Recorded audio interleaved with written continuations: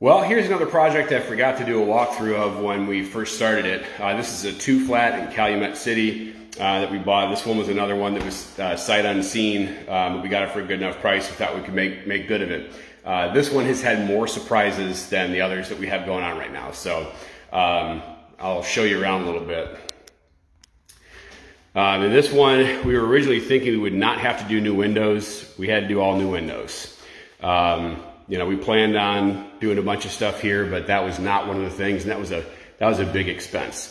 This is the lower unit right now. This is a 2-bedroom unit, and you can see we are pretty much done with drywall down here. We'll end up putting these are concrete floors because it's the slab in the lower level garden unit, so we'll end up with like a luxury vinyl plank down here. The bath surround has already been done. We got some nice tile. So the idea behind this, and you may have heard of, a lot of people are talking about this thing called house hacking. So house hacking is a newfangled term for an old thing that's been done a long time, which is to buy a multi-unit property and live in one unit and rent out the other one to help cover the costs of ownership. And so the idea with this one is that we've got this lower level garden unit, which is a 2-bedroom.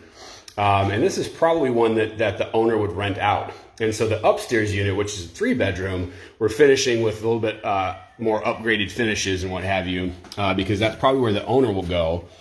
You can see in here we got, this is our, well, it's kind of dark in here, but this is our, we had to do a bunch of electrical work, plumbing. We actually had a break in here and had a bunch of plumbing stolen.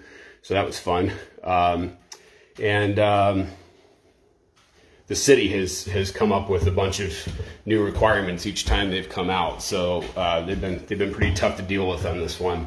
So it's really delayed the project, and we're just way behind schedule and way over budget. But some of these are going to go that way, right? Here's the upstairs unit. This is the kitchen. So in this kitchen, we bust out the soffit, so we're doing 42-inch cabinets, whereas down low we left the soffit. And again, this one's a 3-bed because below this unit is the utility room downstairs, but in the upstairs unit, it's a little bit larger. That's the 3rd bedroom. Oh, and this one has hardwood floors. So all the bedrooms in here and the living room have hardwood, so we will refinish those, make those all nice and pretty. The guys are outside right now working on soffit and fascia. The roof here is good, fortunately. One thing we didn't have to do. And there's the last bedroom upstairs and the living room.